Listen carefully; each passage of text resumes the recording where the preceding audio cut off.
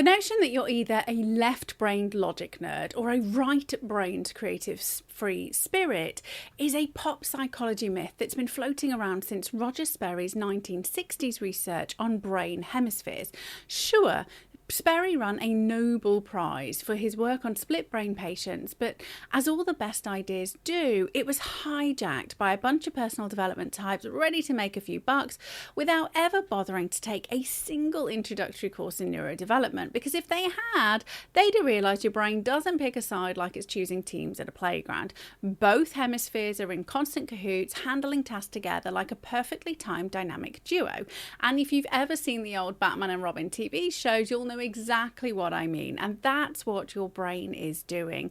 When one pows, the other biffs, and together they catch the bad guys. That's the brain magic which makes us human. So take language, for example.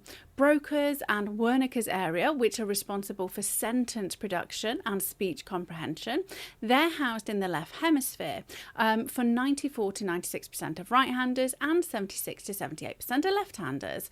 And they need the right side to help with tone and context. And without this left-right commingling, we wouldn't be able to understand the emotional vibe of a convo. And what about these creative right brain tasks? I hear you shout. Maybe something like playing music, drawing, or graphic design. Well, they always need the left side's logic to make sense of the chaos. In fact, the more creative somebody is, the higher the bilateral connectivity is. And bilateral connectivity, that refers to the process by which both sides of the brain work together. Kind of like all those cute 1950s couples racing around on tandem bikes in a park, and it's the real deal for everything from maths to painting. Increased levels of connectivity means faster communication, faster processing, and more advanced skills, which means all those supposed right brain creators who excel in their field, they're actually far more successful at using both sides together than somebody who's kind of okay at creative stuff or somebody who's kind of okay at logical stuff. Also, importantly, if you intuitively lean towards spreadsheets or perhaps poetry, this has less to do with your brain's wiring and far more to do with your personality, which, FYI, is not genetic. It's shaped by your experiences and emotions. It's not to do with some fixed brain type. And you probably noticed the weird stats regarding those two language brain regions being housed in the left hemisphere a little while back, and potentially thought, shouldn't I be 100% because everybody's brain is made the same? Well, unfortunately, things are never simple in neuropsychology land, and handedness flips things on its head. So left-handers, mostly guys by the way, often use opposite brain sides for tasks compared to right-handers. I know, completely awkward, right? Well, here's the deal. Not only does left-handedness have nothing to do with being touched by Satan, despite it long being associated with witchcraft, devil worship, and even the word sinister coming from the Latin sinistra, literally meaning left, this whole left-handed witchcraftery thing wasn't just relegated to the Dark Ages. If you were unlucky enough to be enrolled in Catholic schools in the UK, even in the 1960s, chances are you'd have had a board rubber thrown at your head or been smacked hard with a wooden ruler for using your left hand. All this was done to literally beat the devil out of you and purge you of your wickedness. And on a personal note, it happened to my mum enough times in her childhood that she's now right-handed. Well, here's the rub. It's not a sign of somebody being in league with all things dark and unholy. It's actually a little window into the way a person's brain is wired.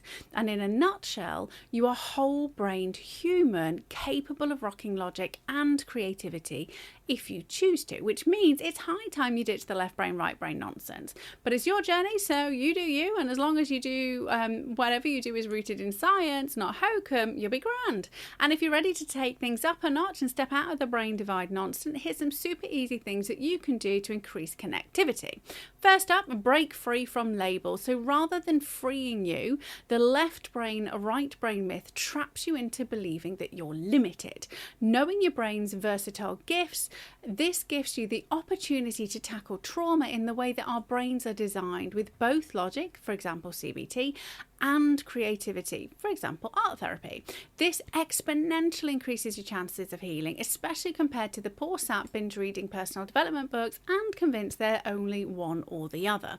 So think of your brain like epoxy resin, two different solutions perfectly intertwined, bonding and repairing broken items permanently.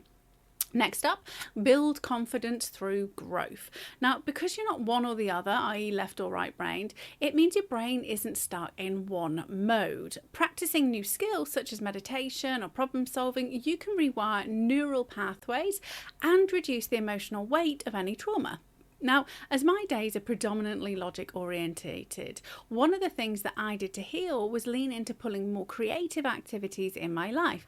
I literally pick a new random craft every single year around Christmas, spend £20 max and go all in on learning it. And as an aside, the learning curve for some of these crafts is far from relaxing, but the self-esteem boost once I've created something is phenomenal, which in turn helps increase any kind of healing. So, and last up, embrace fluidity. And no, not gender fluidity, that's fake science. Now, since personality drives preferences, not brain sides, you can shift how you approach healing by exploring new experiences such as music or exercise to spark happiness. And if you've got no idea where to start, head to an AI, and Grok's my bestie on this front. Tell it what you used to enjoy doing, then ask for ideas on how to bring things like that into your life right now. Then head to YouTube and check out what people are doing in that specific area of interest. In this information age, there's no excuse for not learning how to do something new. So PS, ready to rewire your brain and heal for real? Head to the Happiness Hacks Lab for science-backed tools that work with your whole brain, not against it. Join free today at thehappinesshackslab.com and start using what actually works.